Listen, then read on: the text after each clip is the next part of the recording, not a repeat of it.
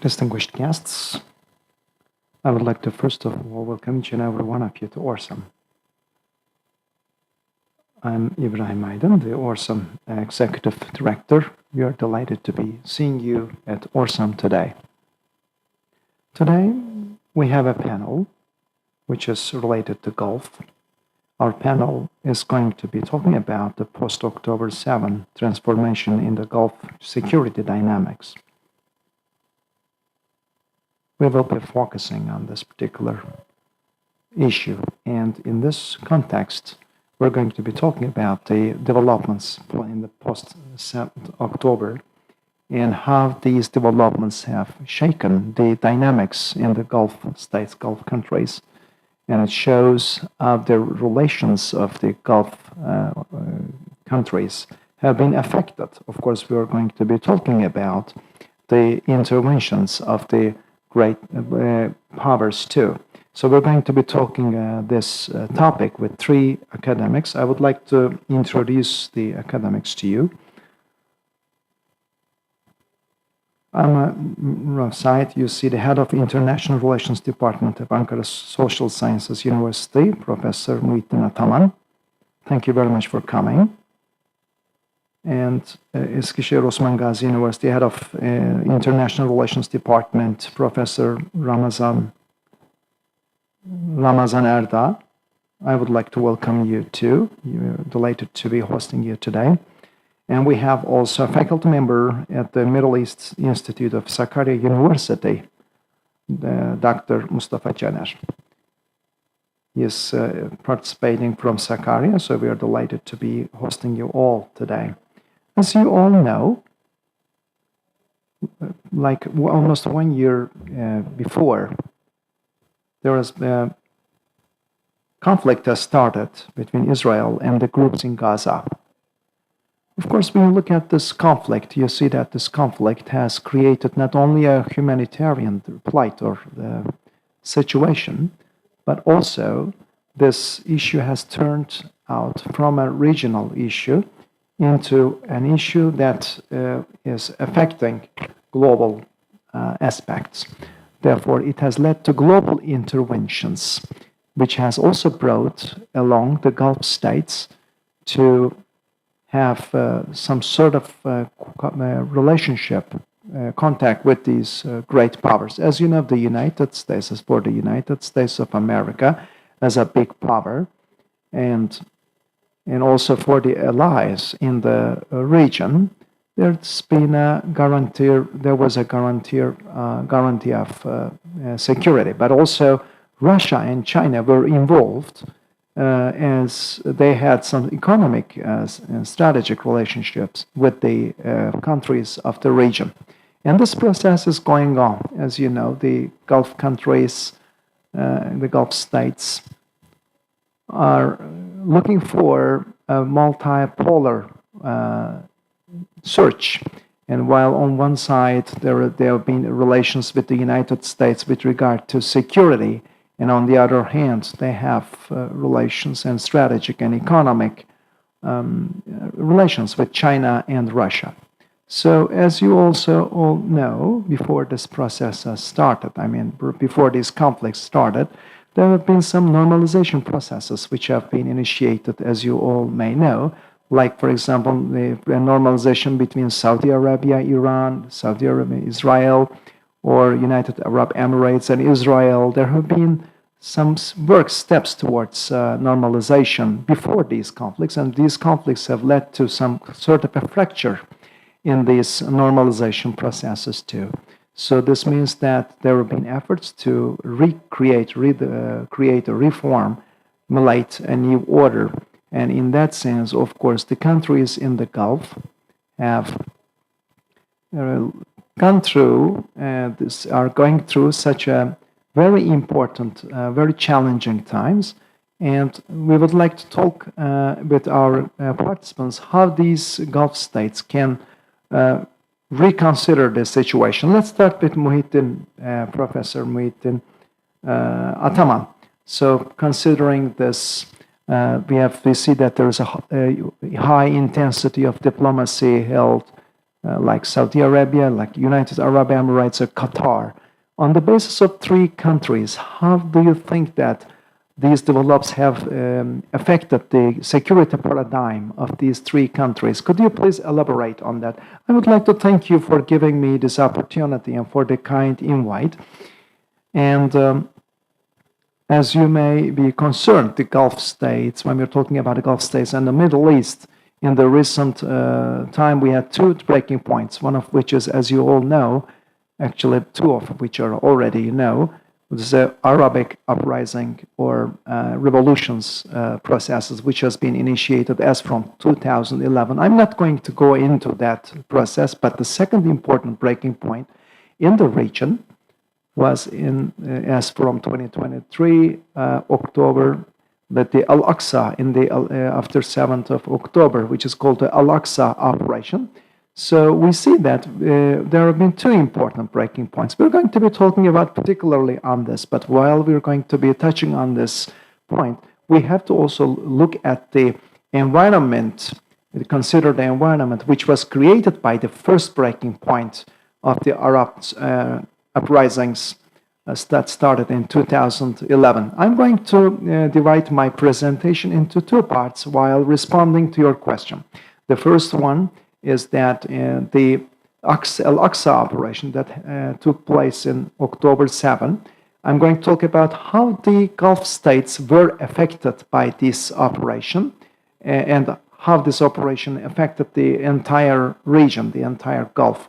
And I'm going to talk about how the Gulf states and the Gulf as a region gave a reaction or they remained silent towards these developments. I'm going to talk about these issues in this presentation. When we look at the consequences of the Al-Aqsa storm operation, you see that it has brought along very important breakthroughs, not only for the region, but also for the international politics. I'm going to talk about certain items, one of which is like, first of all, the national security doctrine of Israel has collapsed. So everybody except for Israel is accepting this fact, because we see that normally Israel's doctrine was dependent on deterrence or early warning, and it was also dependent on other concepts like rapid retaliation. We have seen that Israel's doctrine has totally collapsed, because we have never seen in Israel's history to be involved in such a long-lasting war before. It has never experienced such a long-lasting war before. So Israel's deterrence, and therefore Israel's national security doctrine has collapsed, and as this has collapsed, the uprisings, the Arab Spring process has been the main motive actually against Israel. Actually, when this Arab Spring that we actually call Arab Winter, which has been created in the aftermath of the coup in Egypt, we talk about Abraham Accords, as they say. They call it the agreement of the time, which is actually removing as Palestine from the table. Actually this project is Abraham Accords talks about a project where Arab states are giving all compensations or concessions to Israel without getting anything. So this operation has ended this process, which was against the Arab states. And the second and third issues that I would like to talk about, I'm going to talk about two different concepts. The first one, the Islamic movements were eliminated in the aftermath of Arab Spring, except for Hamas. I think they were referred to Israel. They said they were expecting Israel to eliminate Hamas, because Hamas was also declared a terrorist organization. But when we call the Ikhwan al-Muslimin, the Muslim Brotherhood, when you look at the Islah movement in Yemen and the Nahda movement in Tunisia, for example, despite all their peaceful efforts, they have removed Nahda out of the political balance. So we have seen such an operation. But in the aftermath of Hamas's operation on October 7th, all these things which have been eliminated have been brought back to the table, brought back to the picture, because even if there has been a serious silence which is going on currently, that has also brought along a hope to put these movements back into the political equation. Another one is that resistance is not only related to equation only monopolized by Iran. Mustafa Hoca will be talking about it, Mustafa Caner.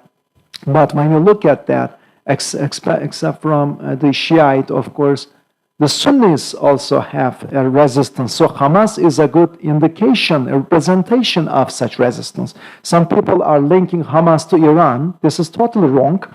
This one of the calumnies which are told against Hamas is that Hamas is told about to be a proxy of Iran, which is totally incorrect.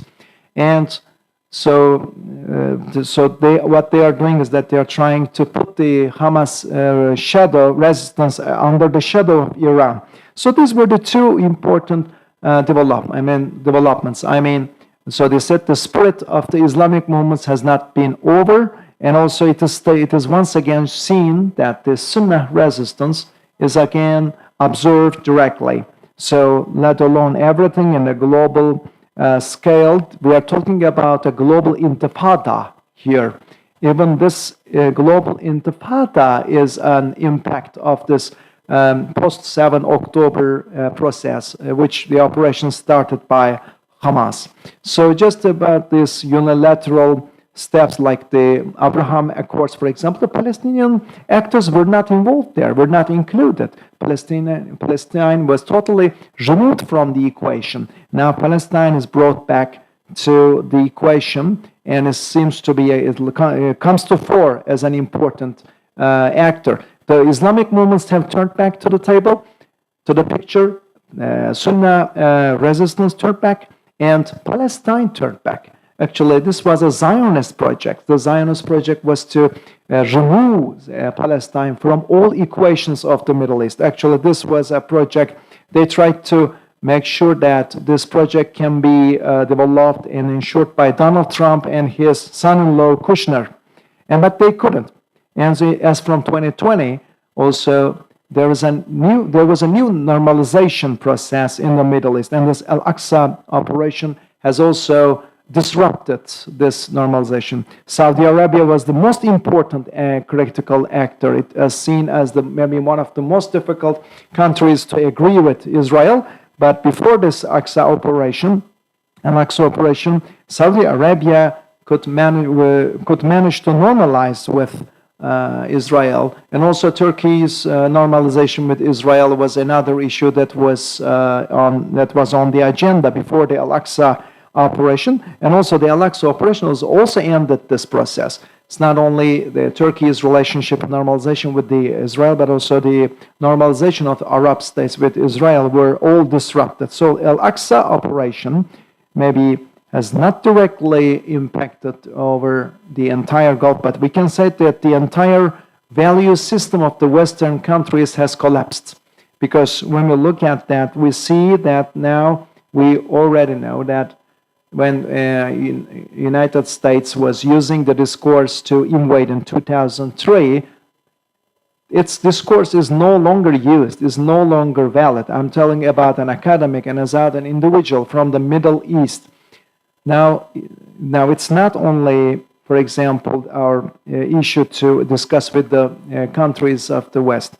Maybe we should respond to them by spitting on their faces. Because you see that West has brought itself to such a very immoral situation.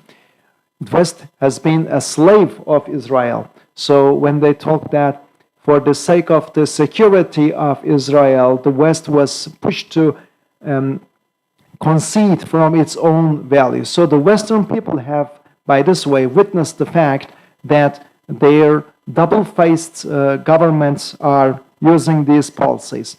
And also, this has shown everyone this reality to the Western people and to the people in the Middle East.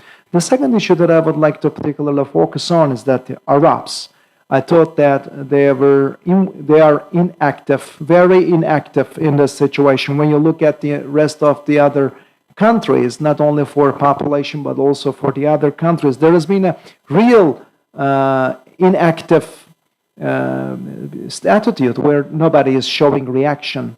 So most of them were seen as pro-Israeli. So the three states, for example, Oman, Kuwait, and Bahrain, they are not mostly considered within this equation. But the other three countries that you have mentioned at the beginning, like Qatar, for example, is an exceptional state because it is always balancing the equation. It is not pro-Israeli. I cannot say this for Qatar, but Qatar is assuming an intermediary role also to continue relations with Israel, the United States, and the other Western countries. So when we look at the other countries, but when we beyond the procedural announcements or diplomatic announcements they make, I think that most of the countries in the Gulf are inactive. They are not showing the expected reaction. This is also related to a serious economic breakthrough. I mean, they are politically defenseless, socially unorganized, and politically dependent. We couldn't expect anything more from such Gulf states who were acting in this way. Why were they not react? They didn't show any reaction. They were so inactive. Well, the answer is, when we look at the Gulf states and Saudi Arabia especially, that beginning from 2011, from the Arab uprisings, and there in the Arabic world, there has been a serious shift of identity. Everybody who is studying the Middle East knows it very well. There are four different identities in Arabs that are competing with one another. Two are large scale, the two are narrow scale. Traditionally, all through the Cold War, in the large scale, two main political identities came to the fore. One of them is pan-Islamism. The other one is pan-Arabism. I mean, it's called Diniya or Qawmiya in Arabic. These are the most important identities. So the Arabs could, for example, change their countries. They could have the chance to work in another Arabic country, whatever. But in the aftermath of 2011, in the aftermath of the Arab uprisings, two narrow identities. One is national, the other was subnational identities. Maybe this might sound paradoxical, but we can tell you, for example, in Saudi Arabia, which bears the name of a family, Saudi Arabia tried to develop nationalism. This process is going on, maybe together with a secularization process. They are trying to build a Saudi Arabian identity for the very first time towards a nationalization process. But on the other hand, when we look at the Middle East and another issue, another identity that affects the Gulf states is the subnational identity, which, for example, in Iraq, the Iraqi identity is important, but also like Shiite Arabic or Sunni Arabic or Kurdish, Turkoman identities, which are subnational identities, they're also coming to the fore, and people are trying to create their politics on this basis. When we look at the other Gulf states, there have also been some sectarian differences, like mostly there has been a Sunni Islam which was based on Wahhabism, but in each state, some of them in the majority, there are Shiite populations. And you see that on one side of the Iraqi population resistance, they are seen restricted, but they can be activated politically. Today, they are more prone to politicization. On one side, Hezbollah, on the other side, Hashbi Shabi, and Ansar, and the others. So we see that they are also going through a very fragile process. So under all these circumstances, with the change of these identities, the Gulf states and the Gulf peoples, and especially Arabic peoples, the Arabic nations, they don't want to assume the burden of another Muslim or another Arab. So if you're not assuming the burdens of an Arab or a Muslim, then of course you're not going to assume the burden or the difficulties of Palestine, because Palestine was so far considered as a Muslim and Arab cause. But for Arabs, Palestine is no more a cause. It is a burden. It is a problem for them. Even it is a problem that has to be resisted against, reacted against. So this is the reason why most of the Gulf states were so inactive during this process. I think this is related to the shift of identity. when you look at the process after 2011, unfortunately, there is no more an organized society in the Arabic countries, because Ikhwan al-Muslimin, for example, the Muslim Brotherhood and other mainstream Islamic movements were the active organizations, which are actually not, which were established not as violent, of course, organizations, but especially the Ikhwan al-Muslimin, the Muslim Brotherhood, has always been an important carrier, active carrier of organization in a society. But especially in the aftermath of 2011 and 2013 in the coup of Egypt. 2014 is an important breaking point for Egypt, because after the coup d'etat in Egypt, together with Saudi Arabia and Bahrain, the Muslim Brotherhood and all the Islamic movements related to Muslim Brotherhood were declared as terrorist organizations. So through all those hundred years of history, the Muslim Brotherhood or such kind of political movements, for example, they have rejected violence. They were announced as terrorist organizations suddenly, like Hamas. Hamas was also declared a terrorist organization. Some people are now calling social media revolution. They were referring this Arabic revolutions with this name. But now on the other side, of course, we see that if there might be new demands coming on an individual basis, we should not be forgetting that such kind of individual demands might be severely punished by the Gulf states. Even the Saudi Arabic, for example, population, hundreds of thousands of people were gathered in the stadiums, and as a part of their entertainment programs, events, while their Muslim brothers were subjected to genocide, they didn't give up on their own comfort and entertainment lives. They still continued, even after 1 month after the Al-Aqsa operation. Another important issue that to say is that the social and economic comfort is at very high level. So the Gulf states don't want to give up on their welfare situation, so they turn a blind eye on the situation in Palestine. So while considering this security issue, they didn't consider themselves out of the Western world. Another fourth important issue should also be considered in my point of view, because the Zionists and also the worldwide supporters of Zionists, they have taken very severe measures against the people who are against Israel. Like this includes the movements in the United States who are against the Israeli government, or like in countries like Turkey, for example. We see that they want to punish any reaction against Israeli government. So because of this fragile structure of the Gulf state, they didn't go through this process, because the West has, because the Western countries are the countries that the Gulf states have the highest level of trade. So they don't want to spoil their relationship with the Western countries, because they don't want to give up on their comfort. They don't want to lose their economic advantage.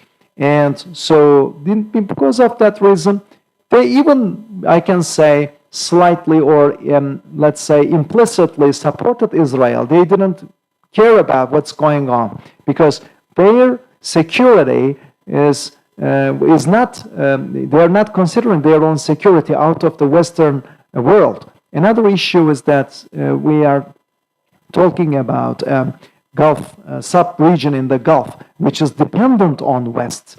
Donald Trump has very severely stated this issue many years ago when he made an announcement in Alabama state before he became a president. He made a phrase which criticized Saudi Arabia and said that if we don't support Saudi Arabia cannot even survive for more than 2 weeks. So you see how Saudi Arabia is dependent to the United States. Since the Gulf states are cognizant of this fact, and we see that especially in recent time, Russia and China, the Gulf states are trying to develop relations with China and Russia. So the Gulf states are trying to diversify their relations, and now they want to break their full dependence to the West on the other hand, but this is not going to be very easy, because even if they wanted, the Gulf states currently, in order to survive their regimes, they cannot turn on an anti-Israeli attitude, because otherwise they cannot survive. Their regimes cannot survive. So we are talking about the zero-cost policies which are going on, and in that sense, of course, they are distinguishing themselves from the other states, from the other states of the Gulf. Especially, they are using their economic advantages like port management, like sea trade, maritime trade, and also looking for alternatives, searching for alternatives for the new ports. So, still, the destiny of the Gulf states is connected to the Western countries. This is the current situation. So, given these circumstances, it is not possible to change the paradigm or change the course. I hope I didn't speak too much. If you, I want to stop here. If you will have questions in the Q&A period, we can carry on. Thank you. Thank you very much. Professor Muhittin Ataman has mentioned about the outcomes and or to the earthquake of the post-7 October situation, considering how these dynamics of the region were accelerated. But of course, the reactions of the region, he said that the Gulf states are mostly politically and economically dependent on the Western world. And this means that they remained inactive, they remained more passive towards this situation. But at the same time, he told that the Gulf states are looking for alternative ways to diversify their relationship to develop new relations with other countries too. So thank you. This has been a very seminal, very shaking, striking presentation you have made, and you have told about a lot to us. Allow me to now give the floor to Ramazan. Erdağ, we talked about the Gulf states from Muhittin Ataman. What about the global powers, for example, related to the relationship with the Gulf states and the global powers? What do you think that there has been a shift of paradigm in terms of security in the aftermath of post-7th of October? Thank you very much, first of all, for inviting me here. I would like to thank to Gökhan, Ereli, to Mustafa Bey. And also, I would like to thank to everyone who has come here. Professor Muhittin Ataman told me about the beginning phrase of my presentation. He talked about the relationship between the three countries that you have mentioned and their relations with the West. With the United States has a dominant power. When we look at that, on the other side, of course, there have been certain gaps of power. And when there is a gap of power here, Russia and China are trying to be more engaged in this region. This is the situation as Muhittin Ataman has mentioned. So at the very beginning of the panel, of course, we talked about a regional change, considering the dynamics of the region. So there is a global change actually currently. So when we look at the international politics, when people who are studying international politics are looking forward to get two questions. Are we going to have a new world war? And the second question they raise is that as an international order which cannot resolve the solutions, how long can such an international order survive? In other words, can we have a new international order? So when we look at the Gulf and security dynamics, we have to always consider these two questions in our minds, because when we look at the threats of security and also the engagement of global powers, big powers to the region, because very recently when Russia at the Gulf Cooperation Council meeting, the Foreign Minister of Russia, Lavrov, has also stated that there have been so many concerns that this region can, this conflict can expand to the other countries and the international order cannot find solutions. So he criticized the international order too. So Russia is one of the 5 more major countries in the international system, current international system, but Russia's reaction to the dysfunctioning of the international order is a great important example. So how do these Gulf states are considered by these big powers? United States is a pioneering country, especially it has very close relations with Saudi Arabia traditionally with regard to petroleum. When we look at the crisis in Qatar, for example, and Trump's like $300 billion of help provided by Trump to Saudi Arabia by military assistance, sales of arms, and also the project or initiatives of the United States to create a security shelter to the entire region. But this has been the situation so far. But in the post-7 October process, of course, the Gulf states have also gone through certain concerns whether the United States of America can really ensure such kind of a security umbrella for the countries of the region. Of course, you see that Russia and China are more involved in the region, but mostly they are involved in economic and commercial regions because China is one of the most important countries importing oil from the region. So, of course, the trade quotas might be imposed because in the post-7 October process, you know that many new crises, many new security problems have come to fore, but it also this crisis brought along new opportunities for the Gulf. So we see that the traditional route in the Red Sea is now being threatened. So a new alternative itinerary, like from Persian Gulf through Turkey, for example, or including Qatar and Bahrain, a new alternative route is being considered currently. So this is we're not only going to be talking about the threats or risks, but also talking about the opportunities. So the United States, in its traditional understanding, we see that its traditional understanding is also changing, because I want to give some provocative examples, like the Saudi Arabia foreign minister in 2004, when he was attending, he said that the traditional Saudi-American relations are changing, he said. So with regard to the relations between Saudi Arabia and the United States, it resembles to a marriage, not like a Catholic marriage, but a polygamous marriage, like is the case in our region. So the United States doesn't want to divorce Saudi Arabia, he said, but the United States is looking for new spouses. So in this sense, Russia and China, their involvement, their engagement in the region is also worth mentioning here. So this is another process to diversify their relation. And the second one, this was seen for the second time in the petroleum oil crisis, especially in the aftermath of the Russian-Ukrainian war.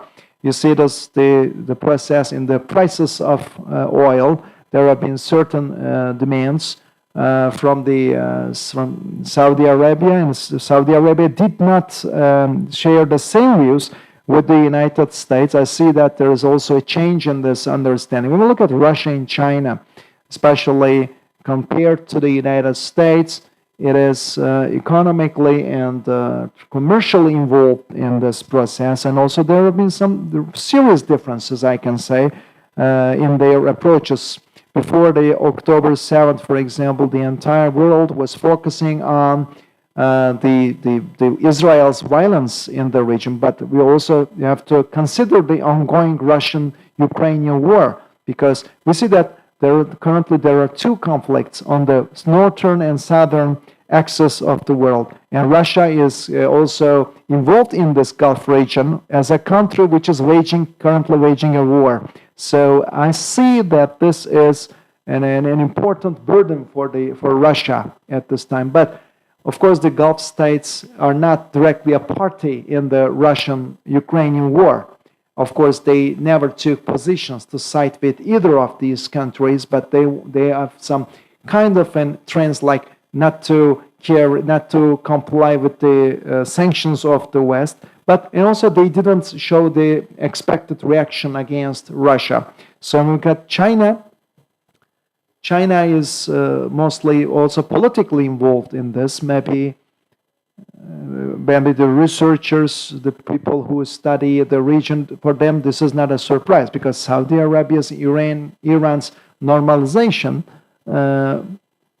was important. And what is important, what comes to fore is especially what makes the United States to, as Muhittin Ataman mentioned, to not only to focus on the United States initiative to only focus on security of Israel has created rooms for China, for Russia to be more involved. So the other thing is like also this, in order to end this this separation from between Hamas and Fatah, for example, there might be also some. Saudi Arabia is also hosting a lot of initiatives in that sense and using this diplomatically. Of course, China actually is involved more as in a diplomatic manner compared to Russia in this process in order to host, for example, such kind of initiatives to formulate a general coalition or government in the Gulf sector. Also, there have been some. China has also sent some ships, for example, to the region. But after this process, they stopped these processes. They stopped such kind of actions. And when you look at the United States or the West or Israel, there is. They don't want to be militarily engaged against the United States, but China is trying to benefit from the opportunities. That's what China is doing. In these recent, these three major countries have been involved in this region, and so when we, in order to exemplify this, the presidents like Joe Biden, Putin, and Xi Jinping, when they visited the region, we said that Putin and Xi Jinping. So visits were more welcomed and were received more interest compared to the visit of Joe Biden to the region. And so this is also a good example of the inclination trend towards the other countries like China and Russia and to reduce the interest of the region to the United States. So you see that Russia and China are more involved in the Gulf region. When we look at the countries of the region, especially in the post-7 October process, when looking at the, for example, what kind of changes have happened in the security paradigms or understandings of these countries. Of course, Muhittin Ataman mentioned about this, but what is important for these countries, for these states, is to make sure that their regimes survive, because this is their priority. They want to maintain their regimes. So when they also perceive security with regard to the security of their existing regimes. We are talking about such kind of countries here. And on the other hand, like Mohammed bin Salman's Crown Prince's initiatives, we see that Saudi Arabia is going through some social transformation, some direct investment processes, and it's evolving into a different stage, like in quote-unquote normalization or westernization process. Saudi Arabia is going through this process, and compared to China and Russia, we see that the United States and West is still keeping its pressure and dominance over Saudi Arabia. As you may also appreciate, in the post-7 October process, when we look at the enhancing the trade relations and also Russia's and China's increasing in initiatives to enhance their trade with the Gulf were their priorities, and to make sure that Russia and China become more economic partners to the Gulf states. But in the Israeli-Palestine conflict issue, we see that the United Nations system of the West and also the dual structure of the United States is not giving any more trust to the region. And it doesn't seem to be saying that the international orders and the United States understanding are less stable, we can say, in the region. So when we look at the fact that, especially when we look at the positions of the regional countries towards Israel's occupation of Palestine, we see that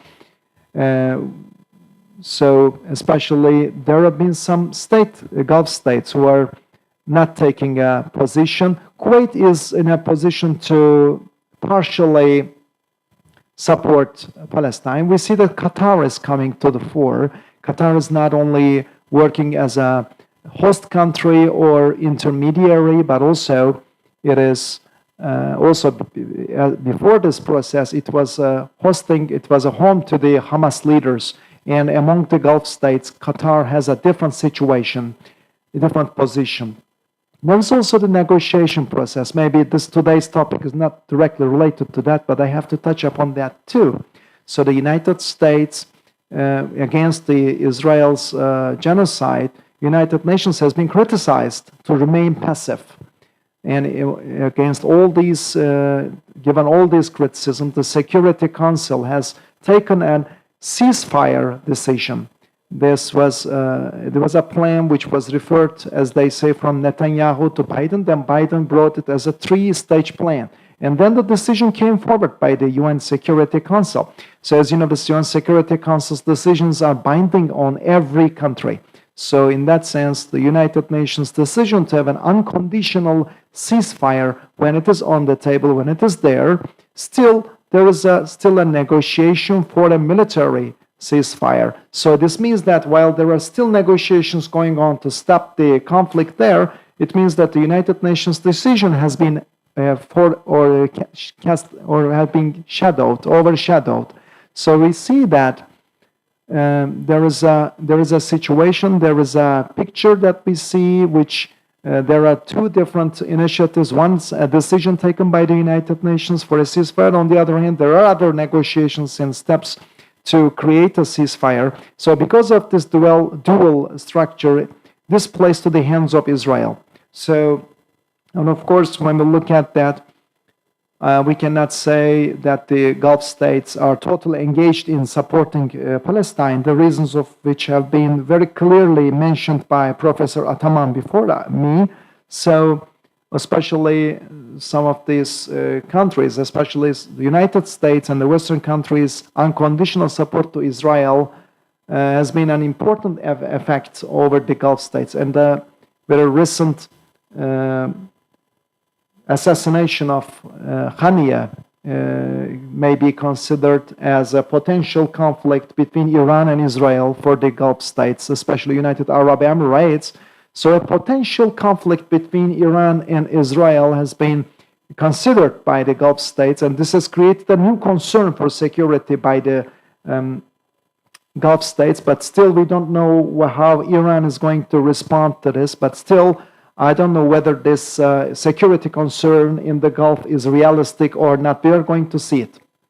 And on the other hand, of course, when we look at the trade routes, I think that there is an opportunity, especially for the development road project, for example, like the Belt Road project. This is maybe the Belt Road project didn't work because they had three alternatives. Where Russia-Ukrainian war on the northern side was an important factor to risk the northern part of this project, and also in the post-7 October process, the southern line of the Belt Road project was jeopardized. And there's a middle line, but also maybe we're not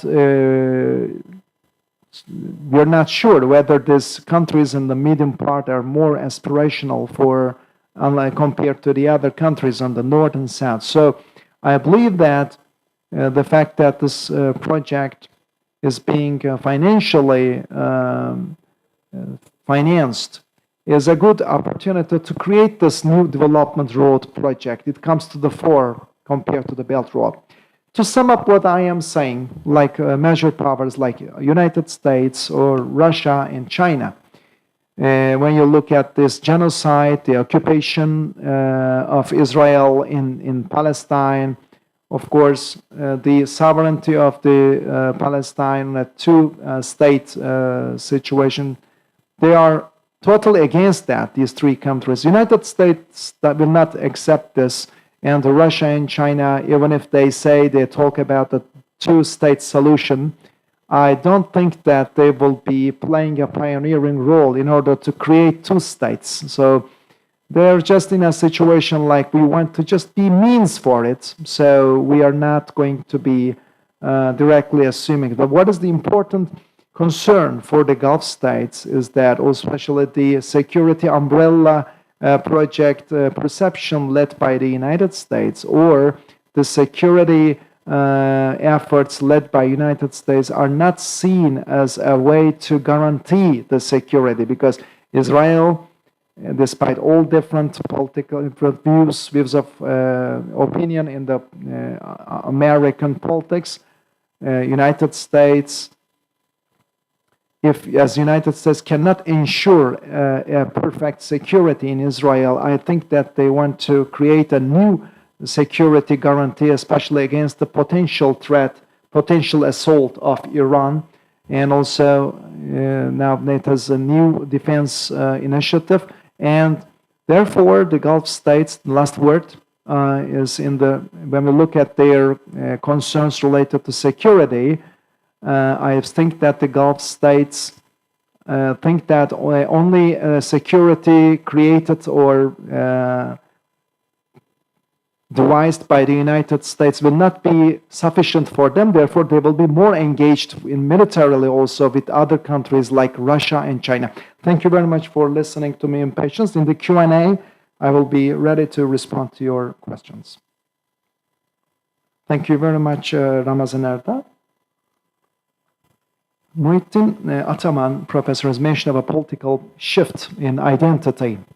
And in addition to that, you have talked about the protection of the existing regimes in the Gulf states. They're concerned about it. On the other side, you talked about the security concerns. You said that the security or the trust confidence of the Gulf states on the United States in terms of security has collapsed. So thank you so much again. I don't want to reiterate what you have pinpointed, but these are the issues that drew my attention. Now I would like to give the floor to Mustafa Caner. We are going to talk about Iran-based issue, because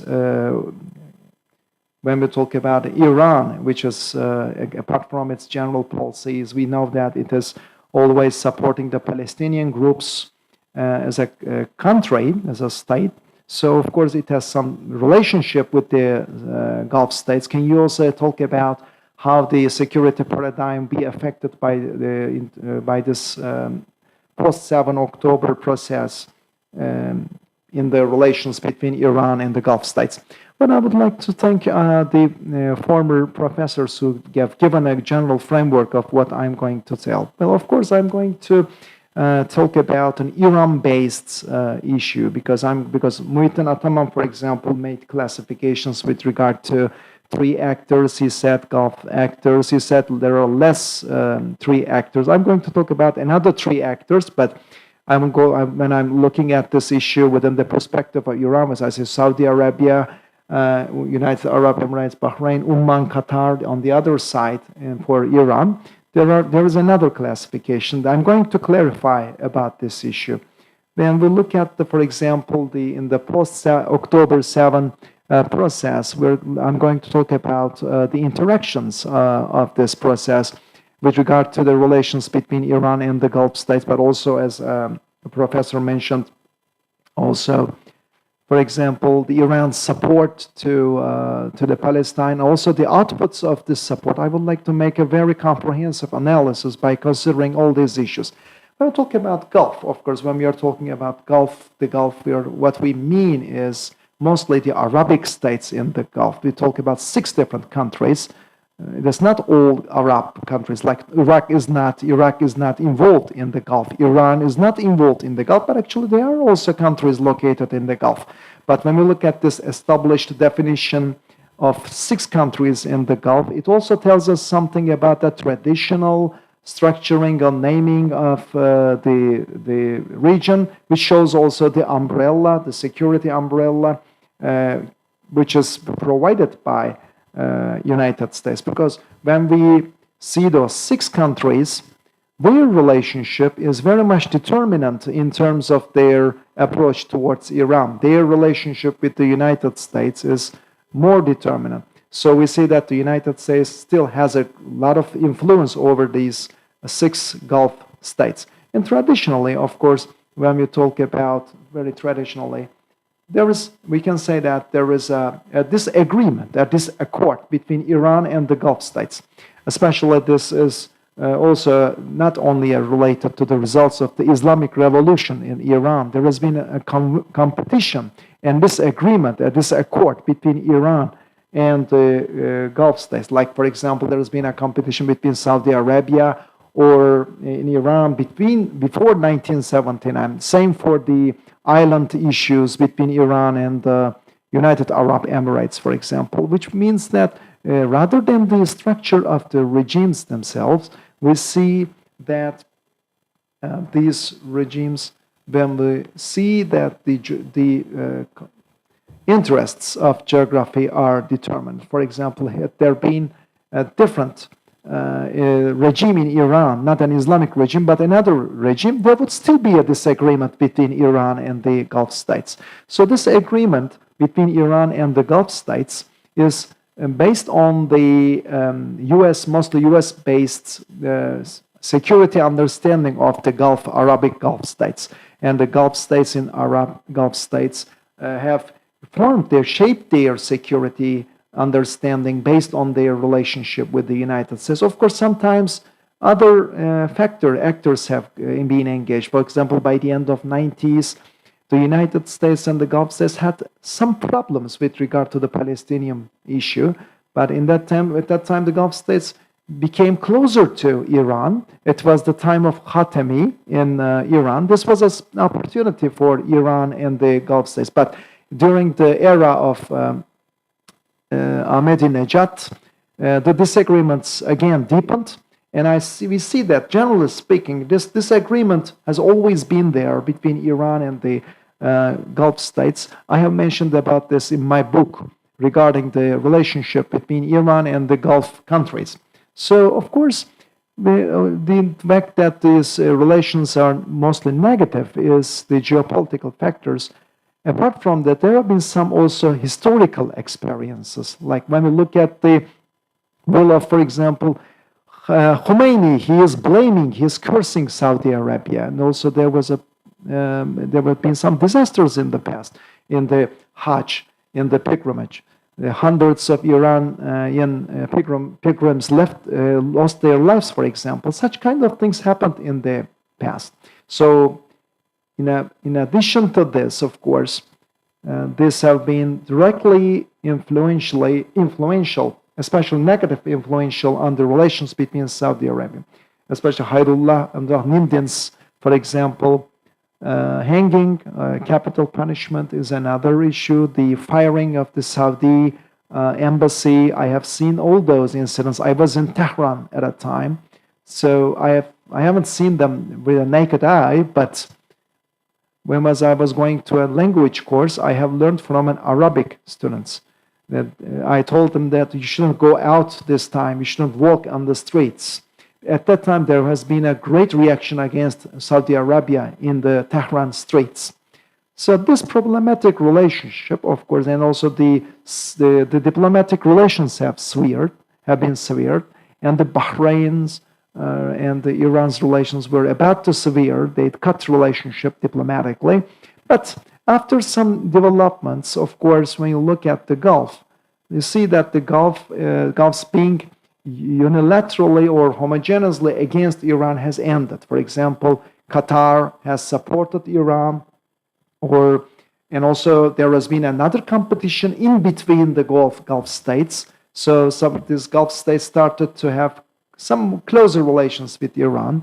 Oman, for example, was traditionally saw itself as a diplomatic bridge between the West and the Iran, like an emissary. It still considers itself to be a bridge between Iran and the Western countries. Oman assumes itself like this. Sometimes implicitly, sometimes explicitly, it has assumed active roles. Even it has played important role between Israel and Iran. They say, I don't know whether this is true or not.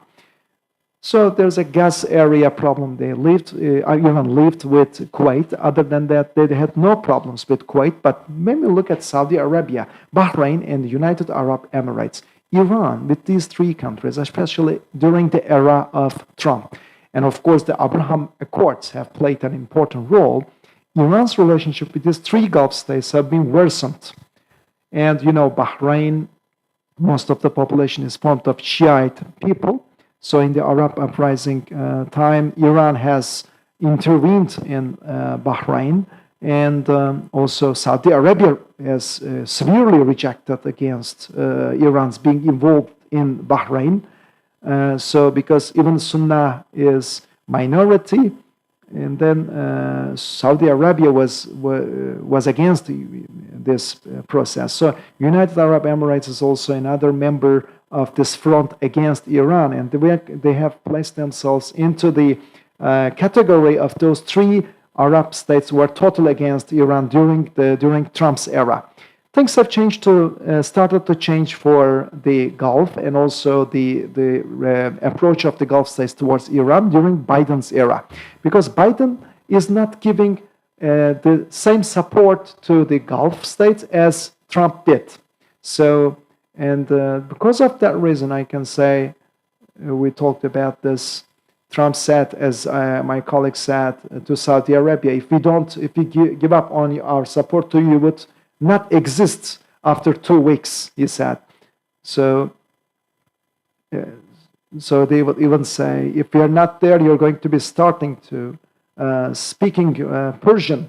So it meant that we are protecting the Arabs and the Saudi Arabians against Iran.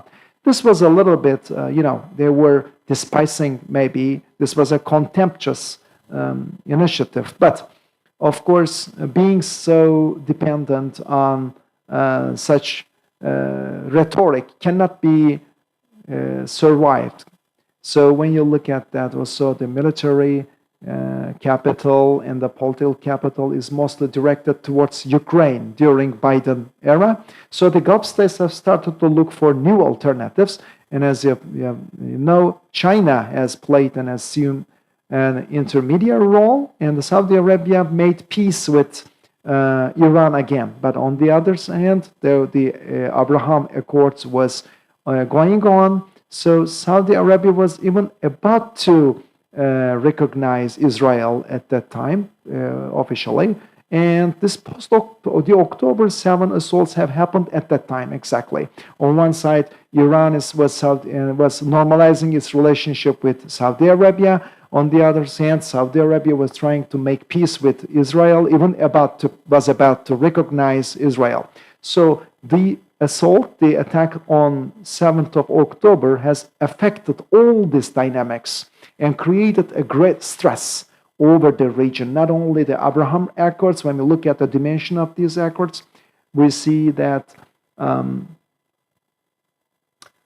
we don't know whether this process will go on or whether maybe this process has totally ended, but I see that this Abraham Accords process has been disrupted after a post-October 7 process. So probably it's not going to be mentioned for a long time. On the other hand, the normalization of Iran and Saudi Arabia, for example, what kind of effect did the October 7 attacks create? Because when we talk about Iran and Saudi Arabia, but at the same time, while Iran and Saudi Arabia normalization has a more effect. For example, when Tehran and Riyadh make peace, so Bahrain and Iran also start to negotiate. So in the past days, for example, we have heard some news that there has been a progress. For example, this has directly made an impact over Yemen, for example. So there have been some competition areas between Saudi Arabia, Iran, Yemen, even Syria. They have been affected, like the Bashar Assad administration has been recognized by Saudi Arabia once again, and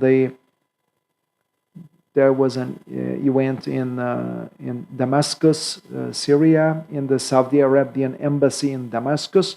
the embassy restarted its operations. So when we look at this, the effect of this normalization is actually regional. But as I have mentioned, the 7 October attacks have made an important stress over this normalization process. So will normalization carry on? Will it continue?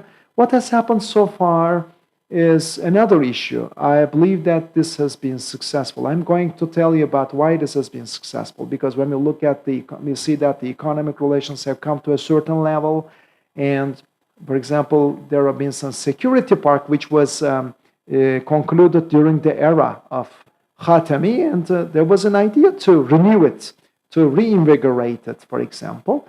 Of course, when we look at, of course, it is not impossible to expect to see a great improvement between Saudi Arabia and Iran. But I believe that their relation has started to even slightly improve in the aftermath of 7th of October. 7th of October has also created a new separate threat for each country in the Gulf. When you look at this Iran, there is a different situation for Iran. When we look at the Gulf states, there's a different situation for the Gulf states. And when we, for example, consider the situation in terms of Iran, because we have to go through it, and their Palestinian politics, as everybody knows, Iran is providing the greatest support to Hamas. It is the government that provides the greatest support to Hamas, economically, militarily, whatever. We all know that. Of course, Islamic Jihad and Hamas are not the same group. Islamic Jihad is ideologically not compatible, is compatible with Iran, like they accept the understanding of Velayat Faqih, for example. They are under the effect of Khomeini. But Hamas is not ideologically compatible with Iran. It is a Sunni organization. We also know that. But there is an agreement on interests between Hamas and Iran, a unity of interests. Because Hamas, and also it has to some extent, feels that it should receive the support from Iran. This doesn't mean that we should neglect or deny the autonomy of Hamas, because Hamas as an organization has an autonomous structure.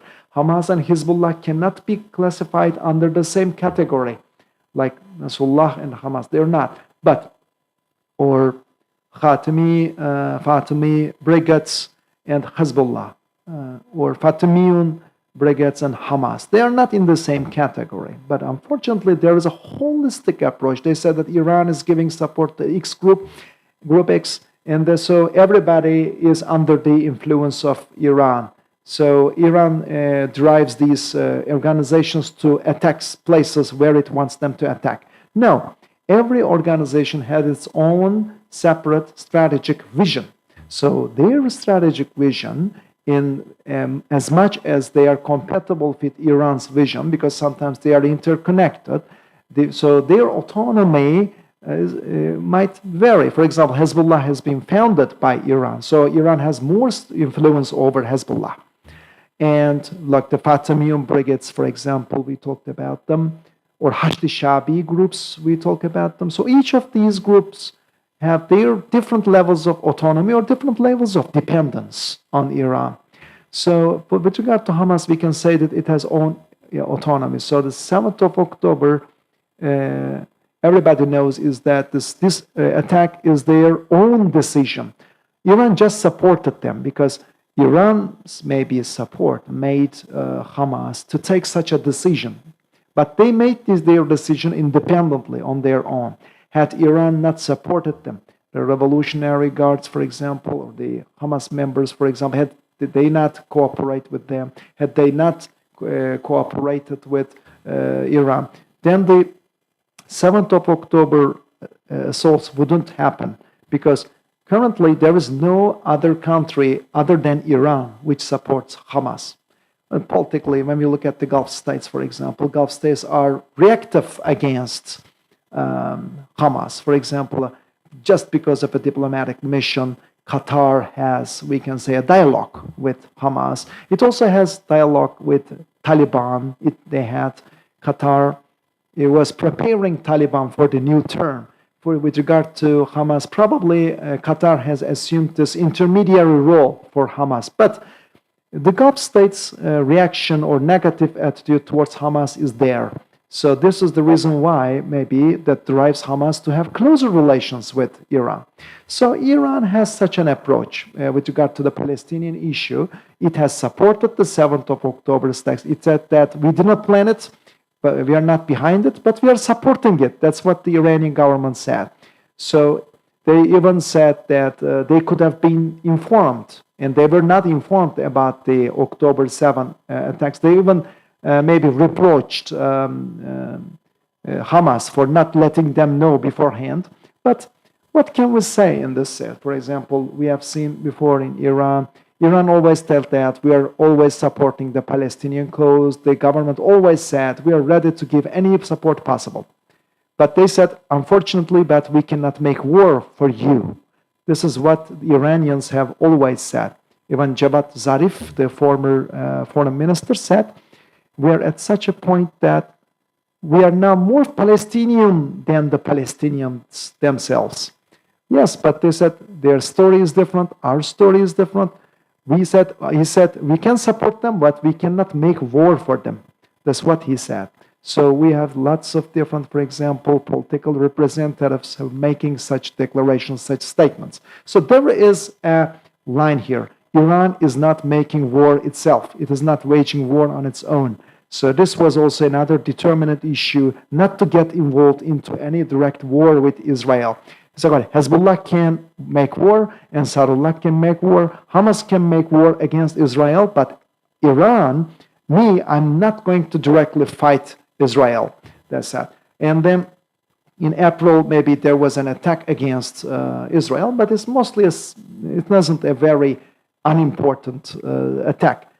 But it said it just wanted to give a message to Israel, saying that I can hit you with the drones or the missiles that I am launching from my own territory. This was just a reaction, giving an important message to the Israeli government. So, of course, this was also a test for Iran, because Iran was just trying to test the security understanding. Like, there is this iron dome of Israel. And so how to, for example, react against, how to put Israel into panic. It said, I'm coming in 6 hours. I'm coming in 8 hours. So I just wanted to monitor what Israel is doing. Iran wanted to test Israel, how they would behave. So this is important to understand. Also, the Israelis lived the panic that Iran would, of course, attack them. Just think about an ordinary Israeli citizen, for example. They were living a lot of panics, because we know that many hundreds of thousands of Israelis have immigrated from Israel after 7th of October. Even putting this fear on Israel was important for Iran. So this is how Iran considers the Palestinian issue. And this approach of Iran towards the Palestinian issue, especially in the post-7 October process, and of course with regard to its regional accomplishments, it created a positive impact for Iran.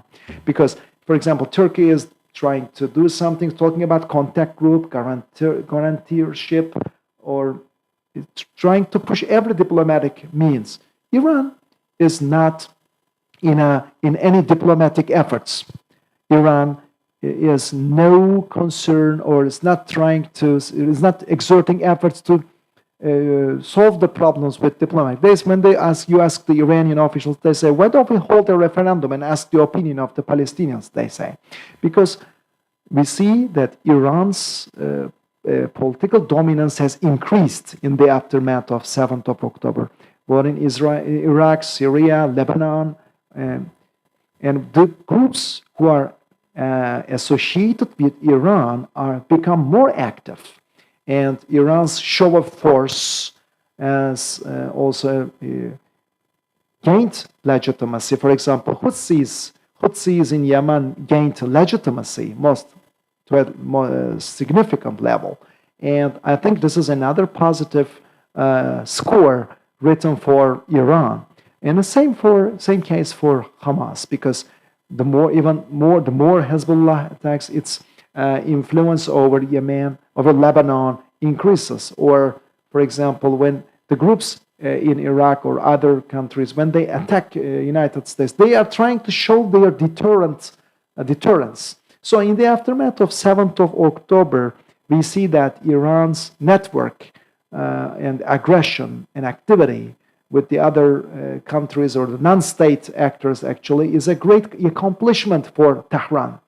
But when we consider the situation for the Gulf states, well, this is not a very good picture for Gulf states. As you see, Iran had more military capacity, Iran has gained more power. This is not something good for Gulf states. Even if there had been a normalization with Iran and the Gulf states, of course, you cannot know what's going to happen in the future. So the geopolitical balances are bringing along a lot of new competition, and this competition between Iran and the Gulf states is something that we will be talking about for long years. So this is a risk, a threat. This might be considered for the Gulf states as Iran is gaining more power in this particular process. And also this is testing of the normalization agreement. How is the normalization agreement tested by all these developments? You see that in the midst of all these attacks, Iran and Israel, Saudi Arabia, Iran and Saudi Arabia, how long can they continue to comply with the provisions of this agreement, or when will they maybe start to fight one another? For Israel's side, Israel has done everything it can to undermine this agreement. In Israel, media made some news, like for example, they said the Iranian attack while rebuffing the Iran's attack in Israel in April, we received a lot of support from Saudi Arabia, the Israeli media said, for example. They're trying to undermine this process. Or they said, for example, Saudi officials think that they say that the post-October 7 attacks is a project of the Iranian authorities. So the Israeli media is doing every disinformation to make sure that this normalization process between Saudi Arabia and Iran is disrupted. So Saudi Arabia is but taking very cautious steps. It is condemning, for example, the attack against diplomatic missions or the assassination of Khania, for example. These were all condemned by Saudi Arabia. And it is also telling Iran that even if you're going to attack Israel, please make it in a proportionate way, for example. And on the other hand, Saudi Arabia is trying to keep dialogue with Iran against the pressures coming from Israel and the United States. So we see that this agreement of normalization between Iran and Saudi Arabia is being tested. So why is this agreement successful? Actually, this agreement of normalization can be maybe an insurance in the chaotic environment in post-7 October process. Because had this not been any agreement between Iran and Saudi Arabia, we would, for example, we could have seen more assaults by Russians, for example. Remember, they attacked it in 2019. The conflicts in the groups in Yemen could continue. So if the conflicts between between Saudi Arabia and Iran could go other ways, so there could be more hostility between Iran and Saudi Arabia. So this cooperation agreement, this normalization agreement between the two countries, Saudi Arabia and Iran, is being tested and seen that it's an insurance. So after the 7 October attacks, we see that the military engagements between Saudi Arabia and the Houthis is as only one example, because by the end of October, Houthis have sent a missile, and Saudi Arabia distorted that missile in air. These missiles were actually going to Israel. So apart from that, there is no other interaction between Houthis and the Saudi Arabian military staff. So hadn't there not been an agreement and normalization between Iran and Saudi Arabia, then there could be, for example, other conflicts to extend to Bahrain and others. So what's important is that we can say, for example, we got the Palestinian issue. So even if the Gulf states is giving support to, it cannot do anything that might be detrimental or against Israel. But when their own survival is concerned, there is no guarantee that these Gulf states cannot make war against Iran. So this can also be such kind of a conflict between Iran and the Gulf states can also be included in the Palestinian issue. So this, under such a chaotic environment, this normalization agreement really served well.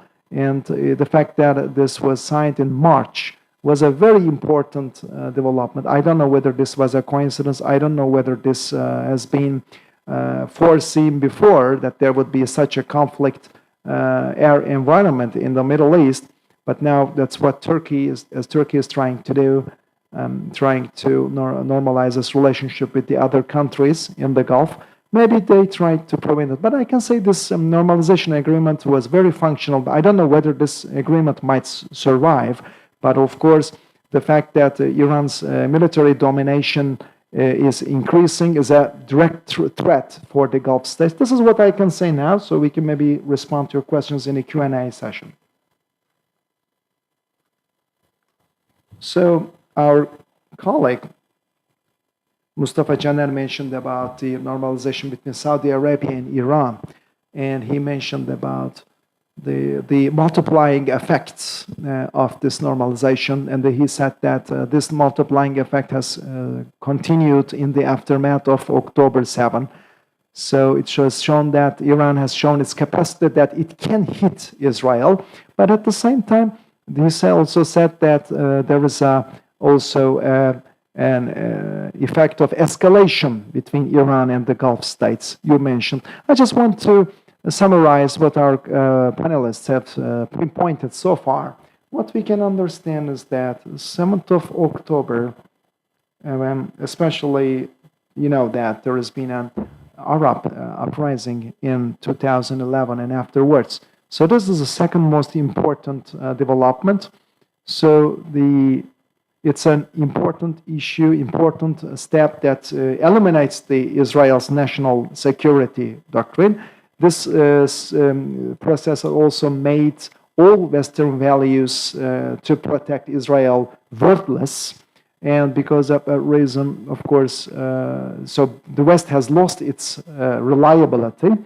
Again, this move on October 7th has created a new room for political movements as they gained strength again. So it has turned into a Sunnah resistance, as our colleague Muhittin Ataman mentioned. But in terms of security, as we're talking about security, United States has, you know, a unilateral security understanding, and we see that it is no more rational and it is not meeting the needs in the region. This is another important issue to not, with a view to diversify politics with regard to the efforts of security and engagements and how to create dimensions for security.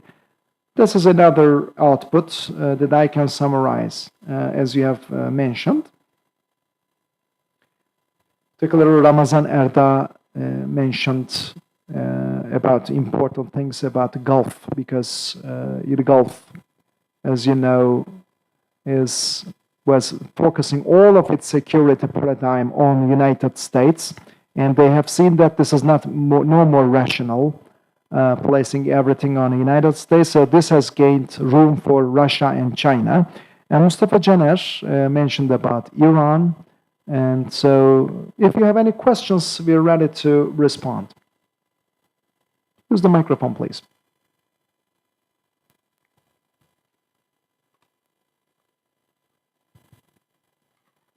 Thank you very much for this presentation to the three panelists.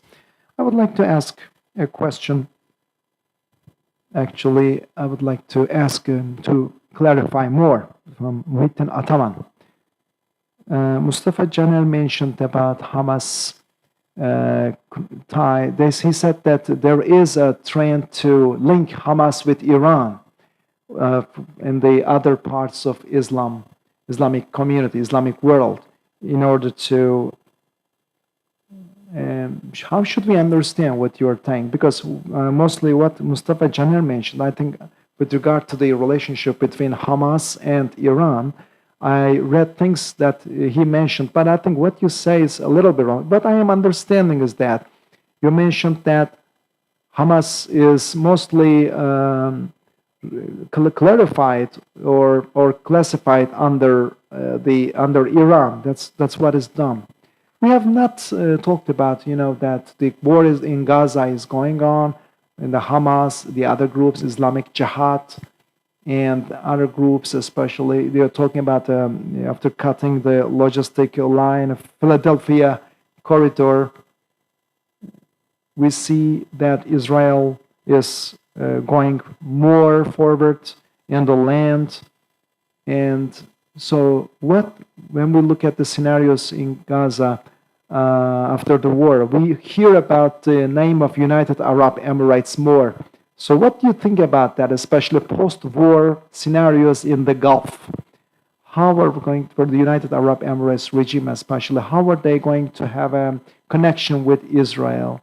So, because United Arab Emirates is coming more to the fore. When we talk about the war scenario in war, we talk about the Beijing Declaration, and also Ramazan Erdağ mentioned about this issue very well, especially Hania was killed just 3 days after Beijing Declaration was issued. This was significant because he was the most important figure in the bureau chief. So how will this be? What kind of impacts will this have? So, thank you.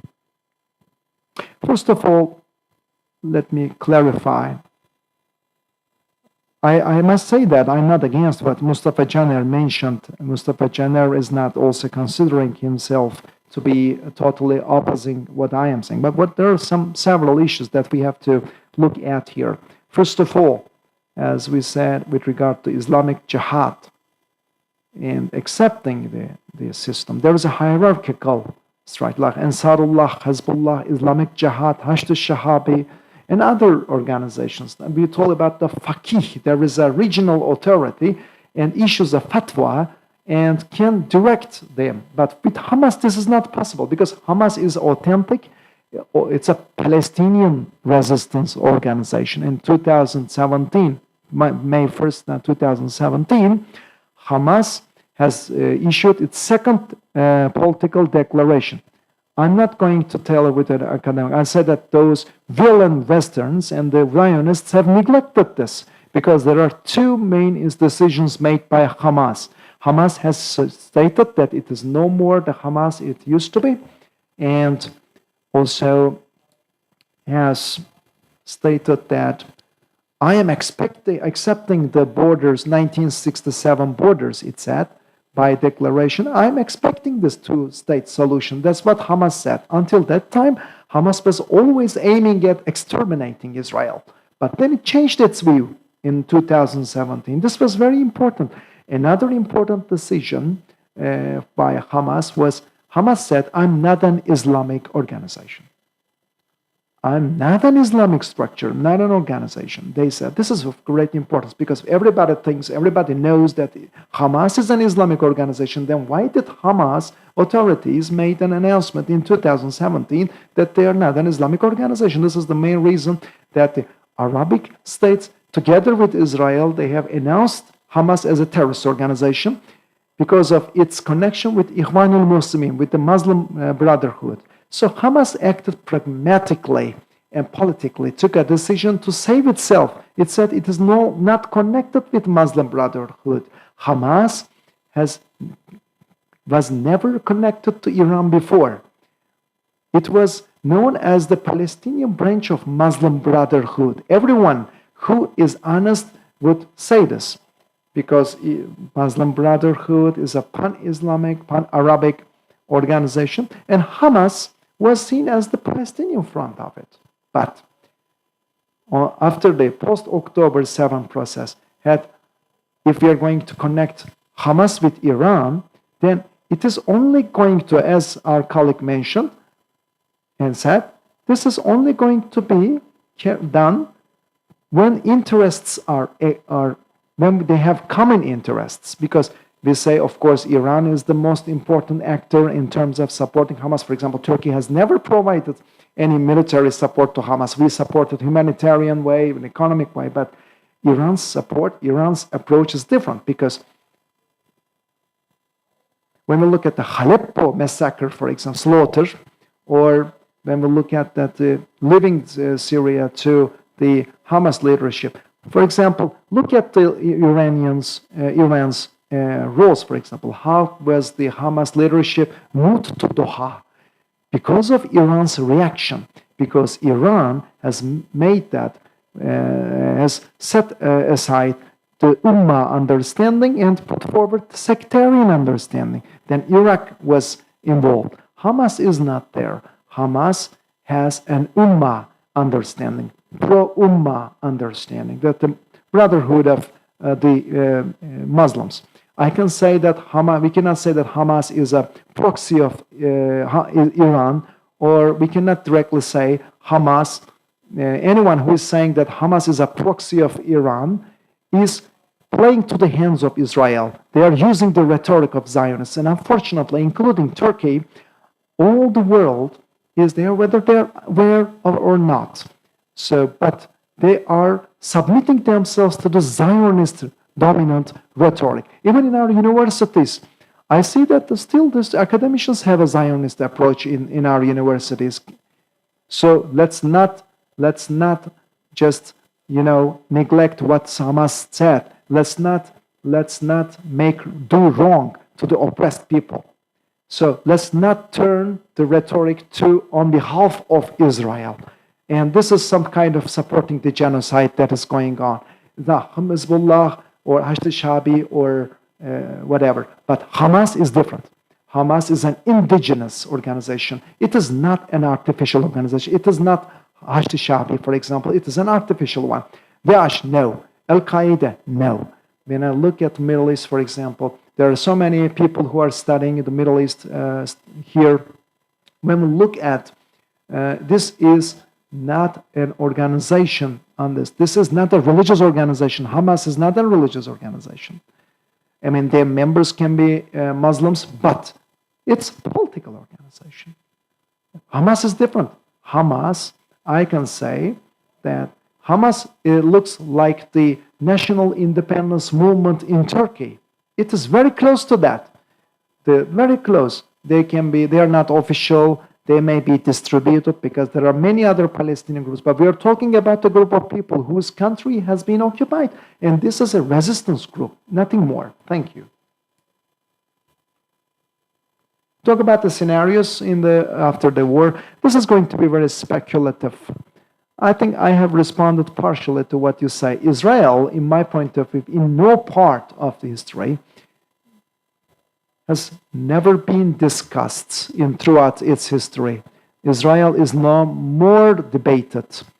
It is now has more concerns about its future than ever. And one of the most important indicators of that, for example, when Israel was founded, because Israel is not a nation state, by the way, and its boundaries are not set, its citizens are not set. We don't know, because it talks about Jews. All the Jews around the world are considered as a political entity of Israel by the Israeli government, no matter where they live, no matter to which country's citizen they are. In 2018, they have had a nation-state law, for example, recognizing every Jew around the world to be linked to Israel. But Israel is not a nation-state.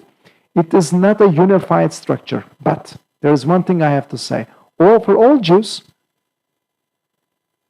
Israel is a safe zone, because wherever they live across the world, the Jews, but this is the case, when they want to live in absolute safely, they come to Israel. And Israel opened its doors to everyone.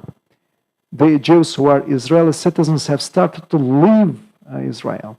Hundreds of thousands of Israel, they started to leave. Most of these are dual citizenship. So they went back to the United States, to Turkey or United Kingdom, because we have also so many citizens. Even their going to Israel is problematic. Their stay in Israel is problematic. Therefore, Israel, let alone talking about the resistance of Hamas, we should also talk about whether Israel is going to be able to continue with their survival. Because the only thing that keeps Israel survive so far is the direct military support coming from the United States and some Western countries. Because this is another discourse of Israel. Because it's not only Israel that is doing this genocide. We're talking about Canada, United Kingdom, France, Germany.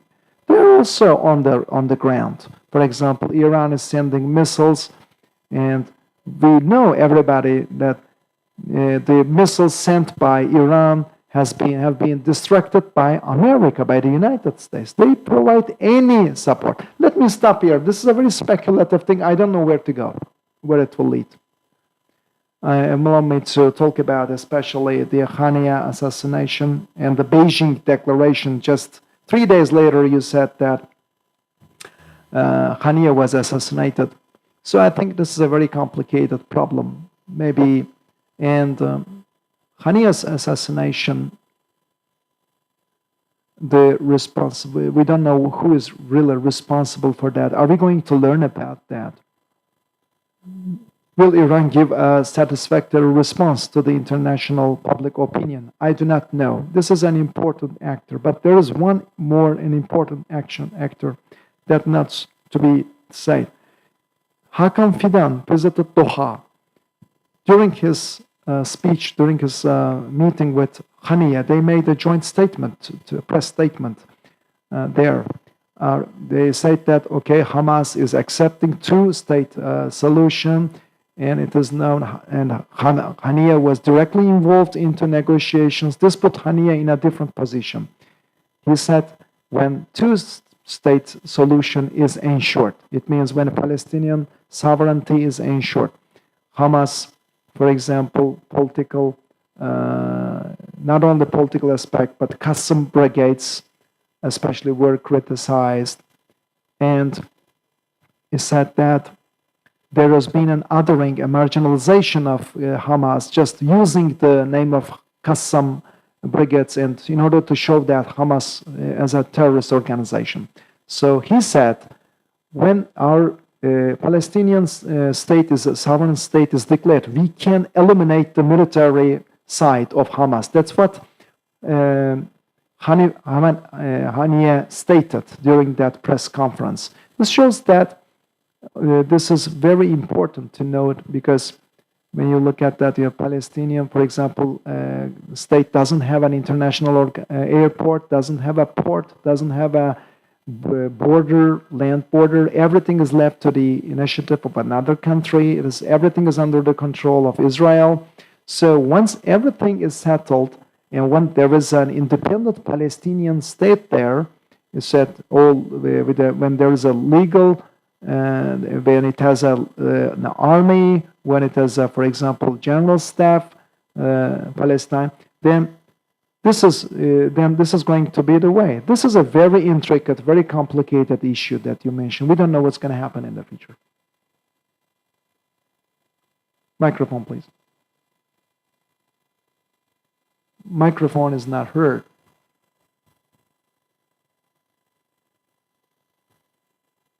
I just want to make, I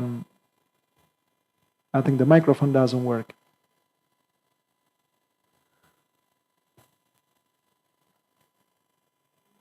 Yeah, on 7th of October, this process started. Hamas's attacks started. I call it assault because I'm a retired colonel, so I'm going to use military words here.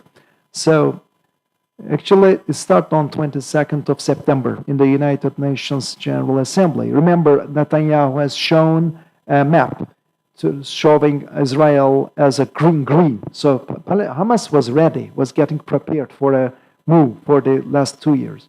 So it was the last stroke. straw, what Netanyahu did. So they started this assault, and they were very effective. So they have shown a lesson to Israel that it will never forget. So it has shown what should be done. We all know this, but when we come to the geopolitical side of the issue, we see that the United States, what has it done? Has attacked, Russia attack Ukraine. We all know that. The European Union is supporting the Ukraine. The Russian-Ukrainian war is still going on. On the eastern side, there is an Indo-Pacific tension, and China is engaged there. There's South Korea, Japan, Philippines, Indonesia, Taiwan. And now, when we look at, it's too difficult to be there. When we talk about a military operation, we have to formalize, we have to shape the battleground. This is what you do. Before starting a battle, what you do is you are, for example, digging the parts. For example, the Ahoka dam was blasted by Russia, for example, before starting the war. What did Israel do? Israel has destructed all the infrastructure in Gaza. This is preparing the battleground. Actually, Gaza is not a battleground. It's a human settlement. So, but it eliminated that part. So what did the Israeli spokesperson say? It was a Ben Gurion. I don't remember his name. But even if we want, we cannot eliminate Hamas, because Hamas is a thought in the minds of people. We cannot eliminate Hamas. That's what an Israeli spokesperson said. Spokesperson of the army, Israeli army. So it means that Hamas is not only a military movement, it's the Palestinian people itself. It's a thought in the minds. I'm sorry to interrupt, but for example, in Western Strip, there is no Hamas, but Israel is still attacking Western Strip, for example. So what Israel is trying to do is to dominate over Gaza. Which one would you blood? Would you accept malady or death? And they said, I prefer death. So the Gazan people won't go anywhere. They prefer to die. They prefer to die. They prefer to die. They didn't accept it. Normally, they would accept malaria than to accept death. They suffer from malaria is much better than dying for many people, but people preferred for death. So what is important is that a Palestinian statehood is important as sovereign, but in that sense, of course, the Turkey and Arab League has an important role, and I believe that the foreign minister is doing what is necessary, the Turkish foreign minister, and we are supporting him. Any other question? So I would like to thank each and every one of you to coming here. Thank you for your time, your participants. I also would like to thank each and every one of you for coming and for your inputs. I would like to hope to see you in the next panel.